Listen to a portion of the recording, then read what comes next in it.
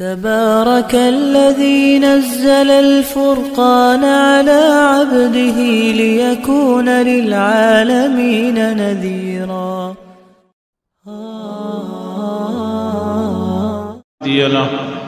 ونشهد أن لا إله إلا الله وحده لا شريك له ونشهد أن سيدنا ومولانا محمدا عبده ورسوله. أما بعد فأعوذ بالله من الشيطان الرجيم. بسم الله الرحمن الرحيم. ولكل أمة جعلنا منسكا ليذكروا اسم الله على ما رزقهم من بهيمة الأنعام فإلهكم إله واحد فله أسلموا وبشر المخبتين. صدق الله العلي العظيم وصدق رسوله النبي الحبيب الكريم ونحن على ذلك لمن الشاهدين والشاكرين والحمد لله رب العالمين. درود شریف پڑھ لیں. اللهم صل على محمد وعلى آل محمد كما صليت على إبراهيم وعلى آل إبراهيم إنك حميد مجيد.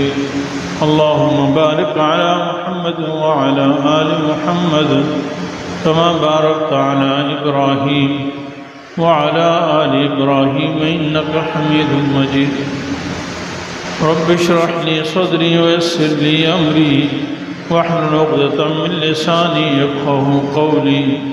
رب زدني علما. سب تعریفیں اللہ جل جلالہ کے لیے ہیں. اللہ تعالیٰ ساری کائنات کے خالق و مالک ہیں. اللہ تعالیٰ کے بے شمار احسانات ہیں اور ان کے احسانات میں سے بہت بڑا احسان یہ ہے کہ اس نے مختلف موقعوں پر اپنے راضی کرنے کے طریقے ہمیں سکھائے ہیں جس سے اللہ تعالیٰ راضی ہوتے ہیں. اور ان طریقوں میں سے ایک بہت بڑا طریقہ جو ہے وہ قربانی ہے. اللہ تعالیٰ نے ہمیں جتنے احکام دیے ہیں ان میں سے ایک عظیم الشان حکم قربانی کا حکم جو انشاءاللہ 10، 11، 12 ذی الحجہ کو ادا ہوتا ہے. یہ ایسا عمل ہے کہ ان دنوں کے سوا سال بھر میں یا نفلی طور پر ادا نہیں ہوتا. مطلب ان دنوں کے علاوہ کوئی آدمی چاہے کہ نفلی قربانی کرنا چاہے تو نہیں کر سکتا. نفلی ہے، فرض ہے، واجب ہے، انہی دنوں میں کر سکتا ہے. بہرحال قربانی سے متعلق چند باتیں سمجھنا بہت ضروری ہے. پہلی بات تو یہ ہے کہ قربانی کی قبولیت کے لیے پہلی شرط یہ ہے کہ ایمان درست ہو. اللہ پر ایمان بالکل درست ہو.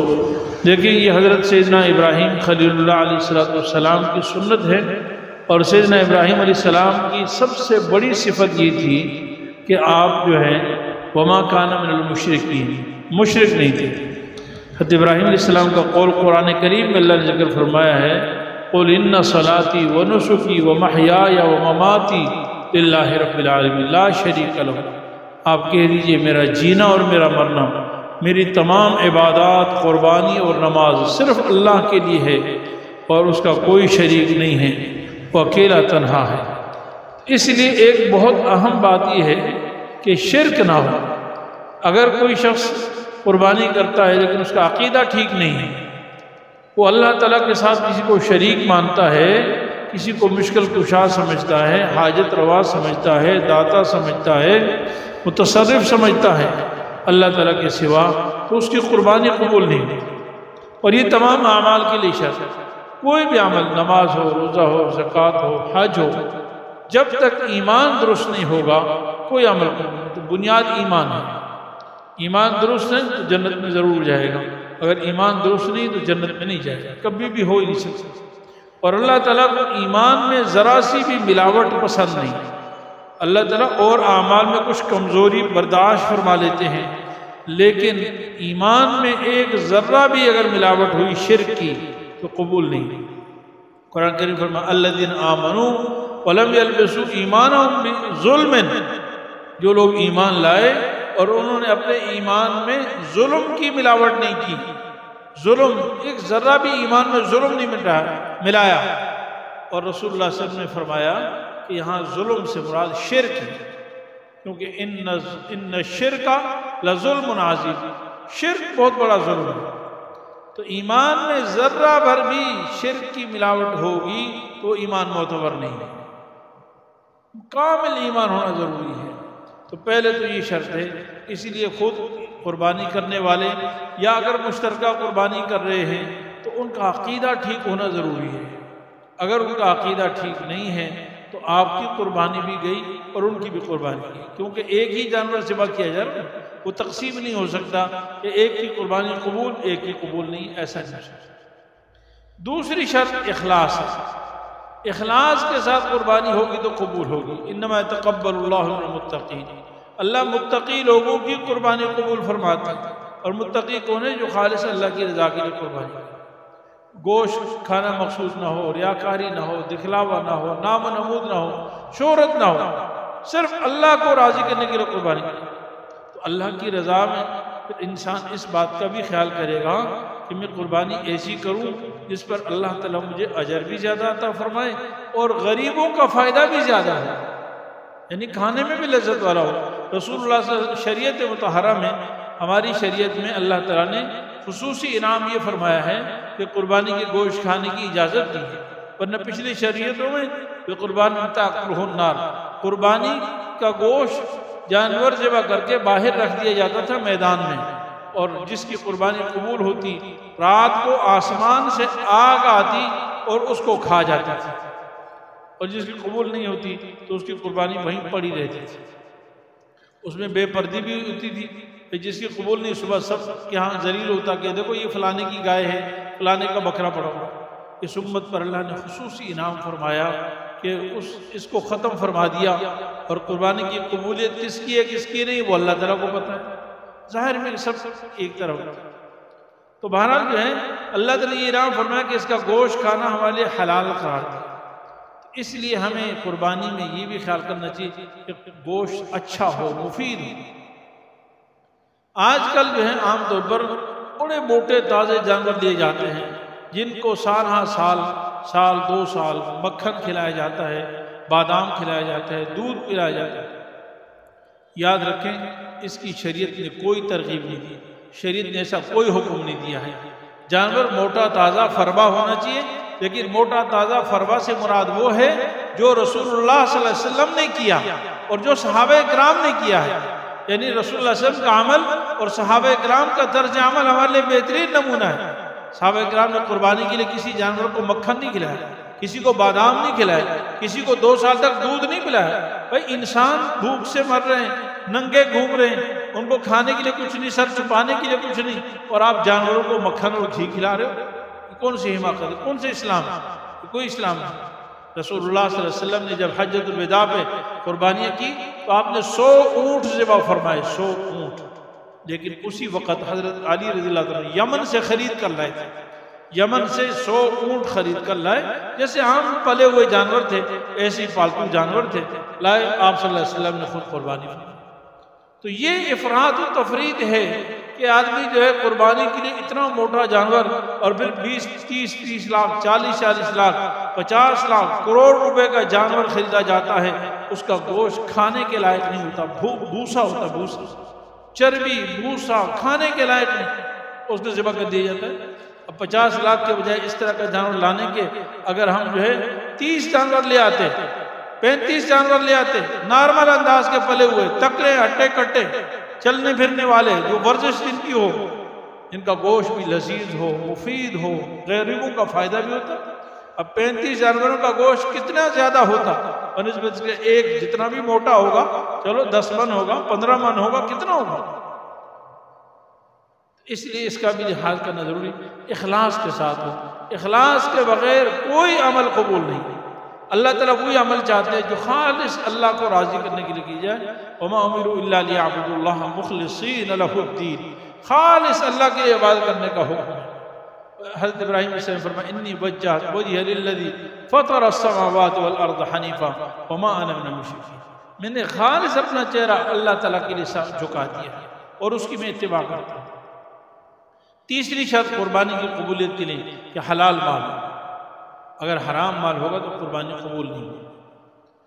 کہ آپ کے ساتھ کوئی پارٹنر شریک جو قربانی کرنے والا ہے اس کا مال حلال ہونا چاہیے، اگر حلال نہیں ہوگا تو قربانی نہیں ہوگی۔ یعنی ایسے اداروں سود کی کمائی نہ ہو، رشوت کی کمائی نہ ہو، دھوکے اور فریب سے کمایا ہوا نہ ہو، چوری کا مال نہ ہو، ڈاکے کا مال نہ ہو، کہیں غلط طریقے سے مال دیا ہوا نہ ہو، بلکہ اس کا حلال مال ہو۔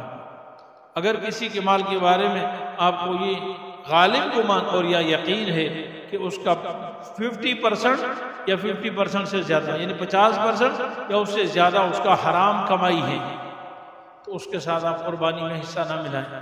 ہاں جس کے بارے میں شک ہے کہ کچھ ہی حرام بھی کماتا ہے لیکن سب نہیں، حلال بھی بہت سارے کماتا ہے اور کچھ حرام کی ملاوٹ بھی ہے، 50% سے کم حرام کا چانس ہو تو پھر عمومی اعتبار سے آپ کی قربانی اس کے ساتھ ہو جائے گی، اس کو حرام کے ایک ایک پائی کا حساب دینا ہوگا، اس کو تو ثواب اپنے پیسوں کے اعتبار سے ہی ملے گا لیکن آپ کی قربانی اس کے ساتھ ہو جائے گی۔ اس لیے یہ تیسری شرط ہے کہ قربانی میں حلال مال ہو، جتنے آپ کے ساتھ شریک ہیں حرام پیسہ نہ ہو۔ اور چوتھی نمبر پر قربانی سے متعلق جو اہم بات ہے وہ یہ کہ قربانی کو ذبح کرتے ہوئے اس کو تکلیف نہ دی جائے، اور اس کی تکلیف میں سے یہ کہ چھری اس کے سامنے تیز کرنا یا ایک جانور کے سامنے دوسرے جانور کو ذبح کرنا۔ رسول اللہ صلی اللہ علیہ وسلم اس سے بھی منع فرمایا، ایک جانور کھڑا ہے اور اس کے سامنے دوسرے جانور ذبح کیا جاتا ہے، اس کا خیال نہیں کیا جاتا۔ ہمیں اہتمام کرنا چاہیے کہ ذبح کی جگہ پہ ایک جانور ہو اور پھر اس کو ذبح کر کے جب خط فارغ ہو گئے تو دوسرا جانور بعد میں لایا جائے تاکہ جانور کو تکلیف نہ ہو۔ اسی طریقے سے جانور جب لٹائیں تو اس میں بسم اللہ پڑھنے کا بڑا اہتمام ہے، بسم اللہ پڑھنے کا۔ بعض دفعہ جو ہے مالک بھی ذبح کرتا ہے اور سنت ہے کرنا چاہیے۔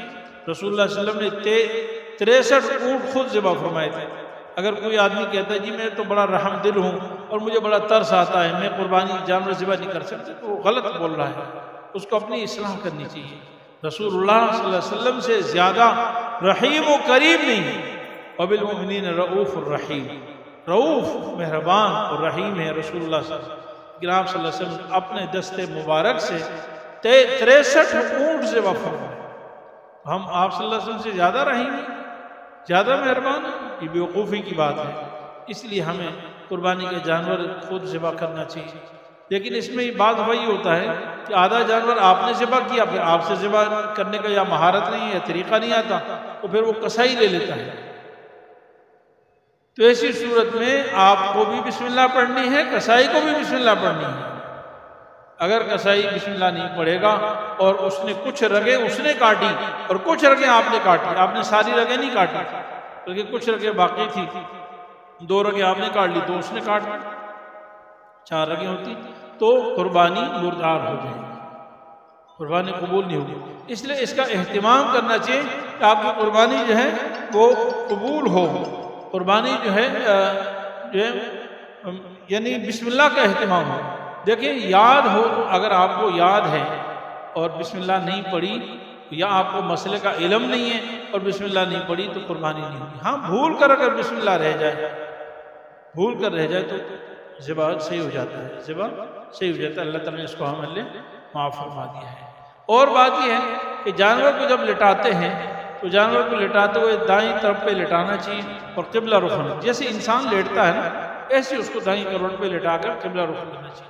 لیکن یہ سنت اور مستحب عمل ہے، اس کے لیے جانور کو تکلیف اور اذیت دینا یہ جائز نہیں۔ جانور کو گراتے ہوئے کوشش کر لیں کہ اس طرح گر جائے، لیکن اگر خدا نخواستہ جانور جو ہے وہ صحیح کروٹ پہ نہیں گرا اور ادھر گر گیا اور اب سیدھا کرنے میں اس کو تکلیف ہوگی، اس کی کھال خراب ہو جائے گی، اس کو اور کوئی پریشانی ہوگی تو چھوڑ دیں، جس طرف اس کا منہ ادھر ہی ذبح کر دیں۔ یہ صرف آداب میں سے کوئی حرج نہیں ہے، بلکہ تکلیف دینا جانور کو یہ بہت بڑا گناہ ہے، اس سے بچنا چاہیے، اس کا بھی اہتمام کرنا چاہیے۔ جانور جب آپ خریدیں تو اس کا یہ اہتمام کریں کہ دیکھو بکری، بھیڑ، دمبا وغیرہ سب یہ 1 سال پورا ہونا ضروری ہے۔ 1 سال سے 1 دن بھی کم ہوگا نا قربانی نہیں ہوگی۔ صرف دمبے میں شریعت میں اجازت ہے کہ ایسا موٹا تازہ ہو کہ جو سال کے دمبوں میں کھڑا کریں تو اس کے برابر معلوم ہو، 6 مہینے کا ہو لیکن سال کے دمبوں کے برابر ہو، لیکن اس کا ہم شہری لوگوں کو خاص طور پہ صحیح اندازہ نہیں ہوتا، اس لیے بعض دفعہ سب چھوٹے ہی دمبے ہوتے ہیں اور ہمیں دھوکہ دیا جاتا ہے بھائی یہ 6 مہینے کا ہے، دیکھو یہ سب سال کے ہیں اور یہ دیکھو برابر ہے۔ تو کوشش یہ کریں کہ سال کا ہی ہو، تو سال کا وہ ہوگا جس کے 2 دانت ہوں گے، یعنی بکرے دمبے وغیرہ میں 2 دانت، تو یہ کوشش کریں کہ 6 ماہ کی بجائے سال ہی کا خریدیں۔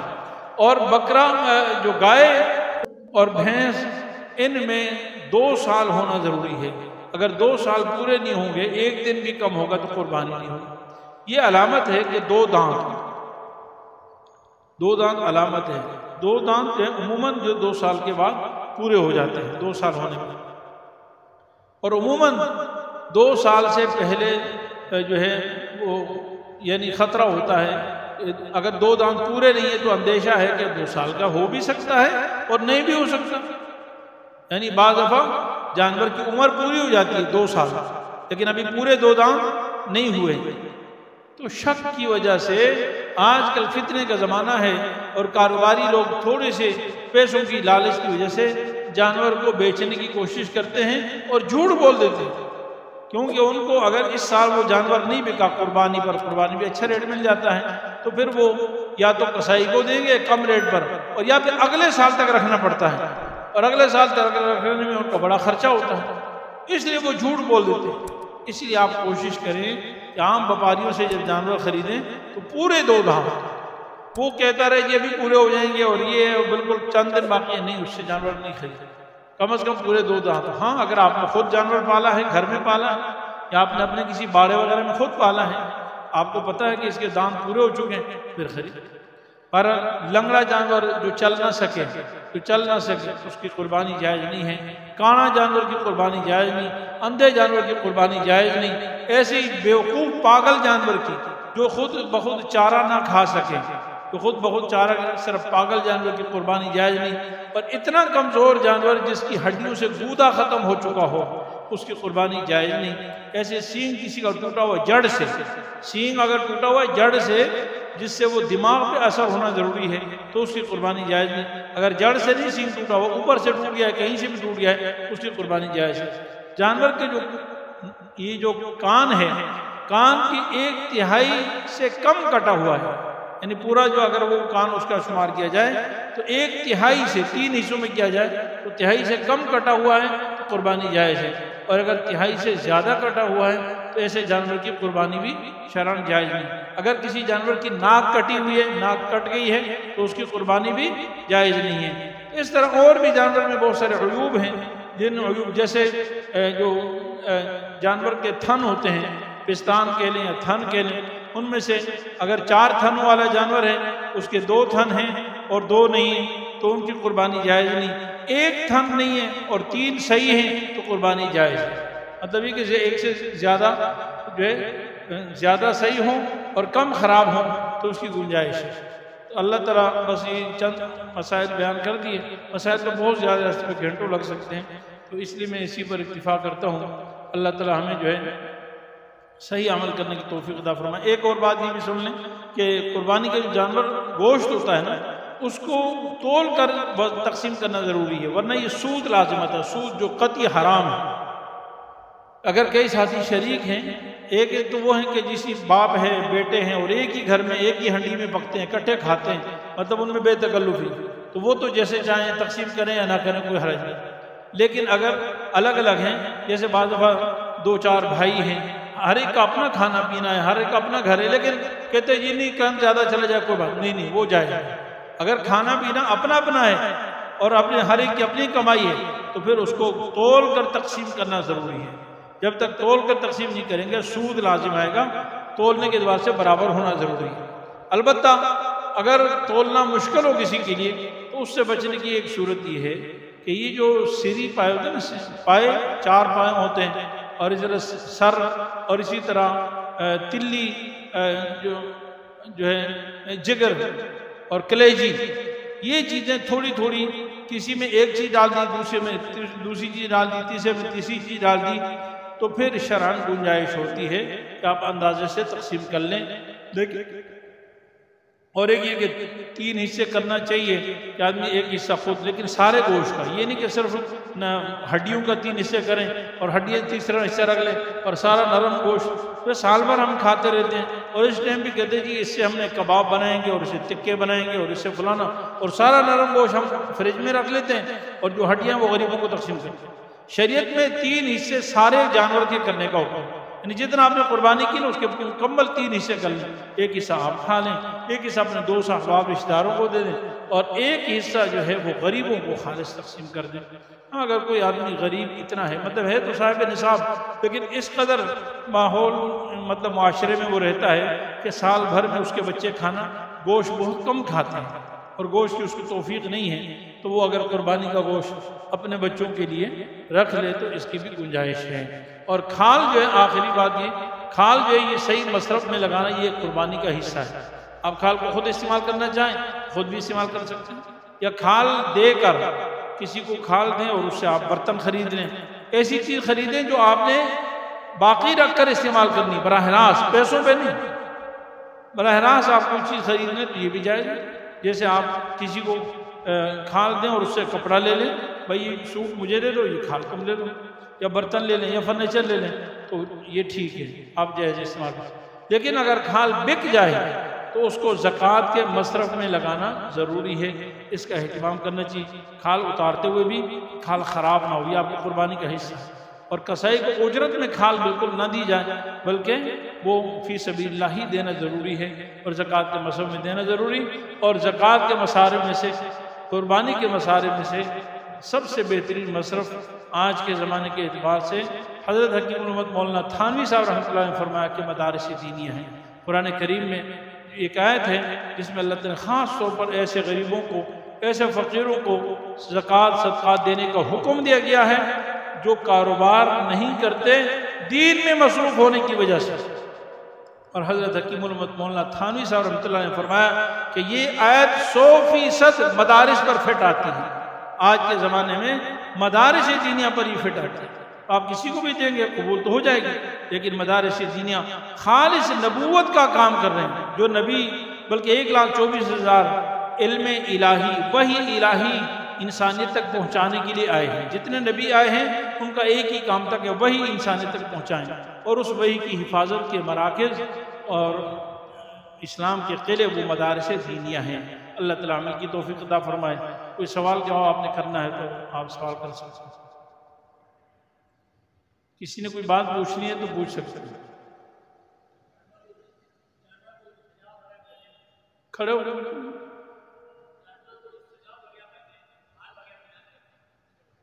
یہ فضول خرچی ہے، کوئی اس کی ضرورت نہیں ہے۔ جو کچھ بچ جائے نا، وہ جو آپ نے اس کے اوپر ہار وار لگایا وہ بیچنا جائز نہیں ہے، اس کو بھی صدقہ کرنا چاہیے، خود بھی رکھ سکتے ہیں یا صدقہ کر دیں کسی کو۔ اگر بیچ دیں تو اس کی قیمت پھر صدقہ کرنا ضروری ہے، کسائی کو دیں تو بیچ دیں اس کو۔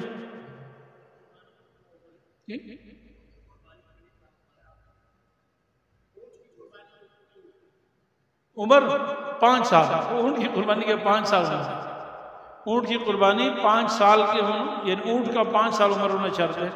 شاید میں نے پہلے 2 سال بول دیا تھا یا کیا، 5 سال، اور گائے وغیرہ کی 2 سال۔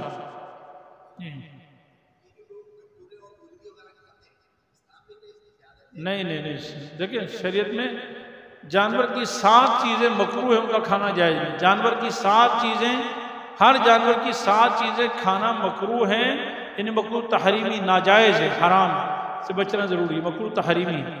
لیکن سب سے پہلے تو خون ہے۔ خون میں یاد رکھیں، خون وہ خون مراد ہے جو شروع میں ہم ذبح کرتے ہیں نا، تو یہ ہے ناپاک خون۔ اس لیے یہ بھی ذہن میں رکھیں کہ جب ہم جانور ذبح کریں تو وہ جو خون بہا ہے اور گردن پہ لگا ہوا ہے، اس کو جانور ٹھنڈا ہونے کے بعد، ٹھنڈا ہونے سے پہلے جب جانور ٹھنڈا ہو جائے تو اس کو اچھی طرح دھو لیں، کھال پہ لگاؤ، کھال بھی دھو لیں، کھال کے نیچے سے بھی دھو لیں تاکہ ناپاک خون ختم ہو جائے۔ اس کے بعد آپ یعنی گوشت کاٹیں گے یا گوشت کو اٹھائیں گے یا لے جائیں گے، آپ پر چھینٹے لگیں گے تو سب پاک ہے۔ یہ جو بقیہ جو خون لگا ہوتا ہے نا گوشت کا یا کھال کے درمیان، وہ پاک ہوتا ہے۔ اگر اسی کے ساتھ آپ نماز بھی پڑھ لیں گے تو آپ کی نماز ہو جائے گی، لیکن شرط یہ کہ پہلے جو وہ گندا خون ہے نا وہ سب آپ اچھی طرح دھو دیا تو باقی خون پاک ہے. ایک بات نہیں، وہ خون جو ہے یہ حرام ہے. اسی طریقے سے دوسری چیز جو ہے نا کپورے حرام ہے، کپورے حرام ہے. تیسری چیز پیشاب، یعنی مؤنث اور مذکر کی پیشاب کی جگہ حرام ہے. چوتھی چیز پیشاب کی تھیلی یعنی مثانہ، یہ مذکر مؤنث کی حرام ہے. پانچویں چیز یعنی پاخانے کی جگہ، مذکر و مؤنث کی پاخانے کی جگہ حرام ہے. چھٹی چیز جو ہے خصیتین یعنی کپورے جس کو کہتے ہیں، کپورے جو ہے حرام ہے. اور ساتویں چیز پتا، جانور میں پتا ہوتا ہے وہ حرام ہے. تو یہ 7 چیزیں جو ہے کھانا جائز نہیں ہے. اس کے علاوہ آپ ساری چیزیں کھا سکتے ہیں. بلکہ پہلے نمبر ایک بات اور بھی سن لیں کہ شروع میں سب سے پہلے قربانی کے گوشت میں کلیجی کھانا سنت ہے. اگر اس کی وجہ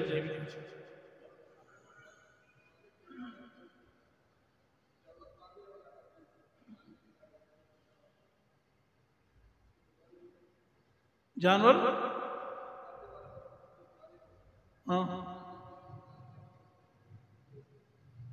مالک کی اجازت کے بغیر بیچ دیا نہیں، اس کی قربانی جب تک اس کے ذبح کرنے سے پہلے اجازت نہیں ملی تو قربانی جائز نہیں ہے. ہو گیا تو قربانی نہیں ہوگی. اگر کسی نے غیر کی قربانی، غیر کی جو ہے نا کا جانور بغیر پوچھے اور خریدے بغیر ذبح کر دیا تو قربانی نہیں ہوگی. ہاں ایک صورت یہ ہوتی ہے کہ میں نے بھی جانور خریدا، انہوں نے بھی جانور خریدا، اور مجھے پتا میں نے بھی ذبح کرنا ہے، انہوں نے بھی ذبح کرنا ہے نا، غلطی سے میں نے ان کا جانور ذبح کر دیا، غلطی سے، لیکن ہے ان کا بھی ذبح کرنے کے لیے اور میرا بھی ذبح کرنے کے لیے. تو انہوں نے میرا جانور ذبح کر دیا اور میں نے ان کا جانور ذبح، تو دونوں کی قربانی ہو جائے. لیکن کسی کا جانور چوری کر کے یا اس کی اجازت کے بغیر کوئی کسی نے آپ نے لیا اور اس کو ذبح کر دیا، اس سے پیسے بھی نہیں دیے، یعنی ذبح کرنے سے پہلے، اور پوچھا تک بھی نہیں، اجازت نہیں، تو قربانی نہیں ہوگی اگر پتہ چل جائے.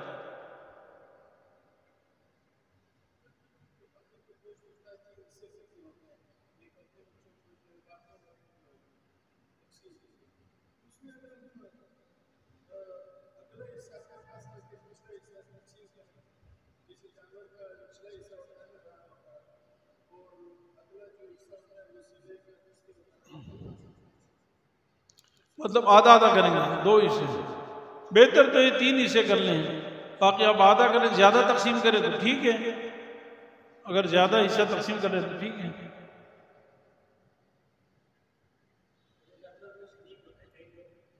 جی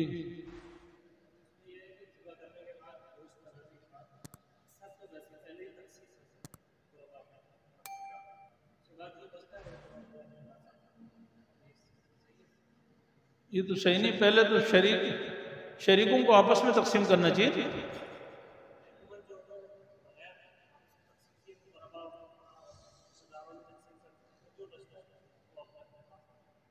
لیکن پھر یا تو سب کی طرف سے اجازت ہو نا کہ بھائی ہماری طرف سے کتنا تقسیم کرنا ہے، آدھا ہے، جتنا بھی تقسیم کرنا ہے، پھر بقیہ جو ہے وہ پورے حساب سے تقسیم کرنا ضروری ہے. جو بقیہ ہے وہ بھی برابر تقسیم کرنا ضروری ہے تاکہ سود لازم نہ ہو. اور یا پھر وہ ہیلا کیا جائے کہ سری پائے اور اس طرح کی چیزیں بیچ میں رکھ دی جائیں.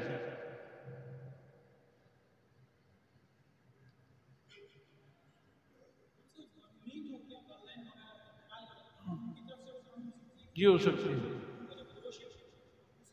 آپ کی مرضی، وہ بھی اسی طرح ہے جیسے. ہاں دیکھیں آپ مرحومین کی طرف سے قربانی کے 2 طریقے. ایک طریقہ تو یہ کہ آپ نے کسی ایک کی طرف سے قربانی کرنی ہے تو پھر تو ایک کے لیے ایک ہی جانور ہوگا یا ایک حصہ پورا ہوگا. لیکن آپ چاہتے ہیں کہ کئیوں کو میں ثواب پہنچا دوں، جیسے والد والدہ اور بہن اور بھائی، لیکن آپ کے پاس اتنی وسعت نہیں کہ سب کے لیے الگ قربانی کریں، تو اس کا طریقہ یہ کہ ایک نفلی قربانی اپنی طرف سے کریں، ایک نفلی قربانی اپنی طرف سے کریں اور پھر اس کو ثواب اپنے تمام مرحومین کو پہنچا دیں، بلکہ ساری امت محمدیہ کو پہنچا دیں، بلکہ سارے حضرت آدم علیہ السلام کی اولاد سے اب تک جتنے مسلمان ہوئے سب کو ایصال ثواب کر دیں. یہ بڑا ثواب ہے، بہت بڑا ثواب ہے. اور اگر جو ہے بس دونوں بتا دیا میں نے خیال میں. اس میں جو ایک اور بات اس میں یہ کہنی تھی کہ مرحومین کی طرف سے اگر آپ اپنی طرف سے قربانی کریں نا شوق سے، پھر تو وہ گوشت آپ کی مرضی ہے، تین حصے کر لیں، ایک حصہ اپنے پاس رکھ لیں، دوستوں کو دے دیں یا زیادہ تقسیم کر دیں، وہ آپ کی مرضی ہے۔ لیکن ایک اور صورت یہ ہوتی ہے کہ مرحوم کی طرف سے وصیت ہوتی ہے، بعد کوئی مرنے والے نے وصیت کی کہ میری اس طرف سے اس سال قربانی کر لینا، یا 5 سال تک قربانی کرنا، یا 10 سال قربانی کرنا، اور پھر مرحوم کا اتنا مال ہو کہ اس کی تہائی مال سے، تیسرے حصے کے مال سے وہ قربانی ہو جائے، 3 سال 4 سال جتنا بھی اس نے وصیت کی، تو ایسی قربانی جو ہے نا اس کا گوشت کھانا جائز ہے۔ یعنی ایسی قربانی کا گوشت اس مرحوم کے بچے نہیں کھا سکتے ہیں، اس مرحوم کے ماں باپ نہیں کھا سکتے ہیں، مرحوم میں سے کوئی ایک میاں بیوی ہو تو میاں بیوی ایک دوسرے کا گوشت نہیں کھا سکتے ہیں، وہ گوشت پورا صدقہ کرنا ضروری ہے۔ اسی طرح کسی نے اگر نظر مانی ہے قربانی کی، جو میرا فلاں کام ہو گیا تو میں اللہ کے یعنی مطلب عید پر میں قربانی کروں گا، یا ویسے بغیر شرط کے ویسے کہا کہ میرے اوپر ایک قربانی لازم ہے، تو ایسی قربانی بھی خود آدمی نہیں کھا سکتا، نہ بچے کھا سکتے، نہ ماں باپ کھا سکتے ہیں، نہ میں بیوی کھا سکتے ہیں، نہ سید کھا سکتا ہے، نہ مالدار کھا سکتا ہے، غریبوں میں تقسیم کرنا ضروری ہے۔ جی آپ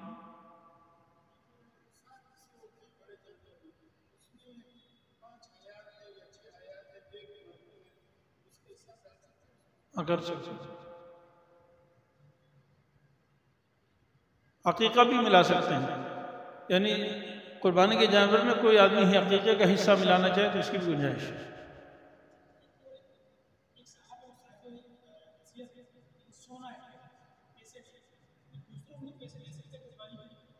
دیکھیں جس پر قربانی، کیونکہ سونا نصاب اس کا یہ ہے کہ ایک آدمی کے پاس اگر صرف سونا ہے، چاندی بھی نہیں، پیسے بھی بالکل نہیں ہے، عید کے 3 دنوں میں بالکل پیسے نہ ہو، پیسے نہ ہونے کا مطلب نہ ہونا ہے، نہ خود اس کی جیب میں ہو، نہ بینک میں ہو، نہ کسی کو ادھار دیے ہوئے ہو، اور اسی طرح ضرورت سے زائد سامان بھی نہ ہو، مال تجارت بھی نہ ہو، صرف سونا، تو پھر 7.5 تولہ جب تک نہیں ہوگا قربانی واجب نہیں۔ جب 7.5 تولہ ہو جائے گا تو قربانی واجب نہیں۔ زکوٰۃ کے بھی ہوگی۔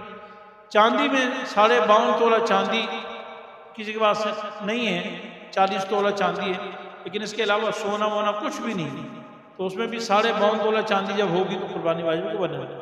لیکن اگر کسی کے پاس کچھ سونا ہے، کچھ چاندی بھی ہے، یا پیسے آج کل ہوتے ہیں 2-3 تولہ سونا ہے اور کچھ 1000 500 1500 2000 روپے بھی ہیں، تو ایسے آدمی پر پھر سونے کی قیمت لگتی ہے، اور 52.5 تولہ چاندی کی قیمت جب بن جائے گی تو زکوٰۃ قربانی واجب ہوتی ہے۔ 52.5 تولہ چاندی کی قیمت ابھی ہم نے ریٹ معلوم کیا تو 1,40,000، 1,40,000 کا سونا ہوگا، لازم بات ہے کہ وہ تو 1 تولے میں بھی بن جاتی ہے، پھر اس پر قربانی جو ہے واجب ہوتی ہے۔ آپ نے کیا پوچھا؟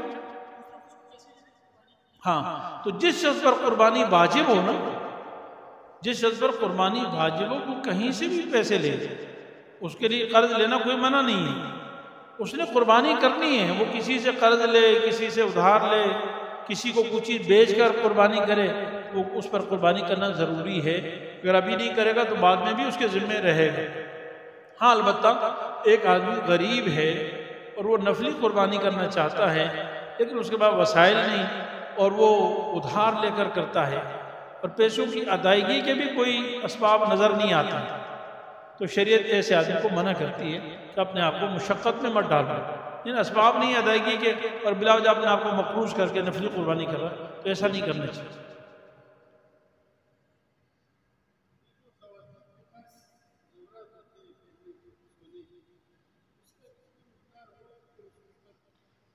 صرف سونا ہو نا، صرف، تو پھر 7.5 تولہ، پیسے بالکل نہ ہو، اس کے بعد 100 روپے بھی جیب میں نہ ہو عید کے 3 دنوں میں،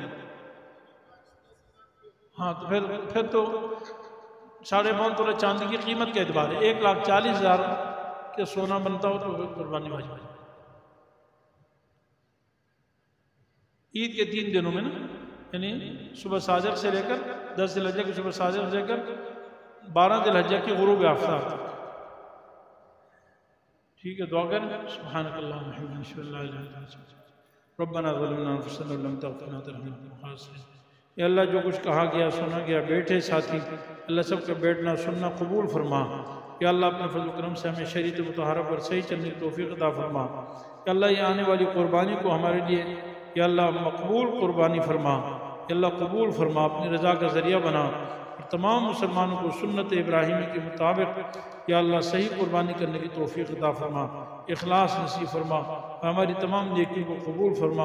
وصلی اللہ تعالیٰ خیر خلق محمد وآلہ وصحبہ اجمعین برحمتہ۔ مفتی صاحب کے YouTube چینل کو سبسکرائب کیجئے اور ان کے تازہ بیانات کے ذریعے اپنی علمی، اصلاحی اور فکری آبیاری کرتے رہیے۔ جزاکم اللہ۔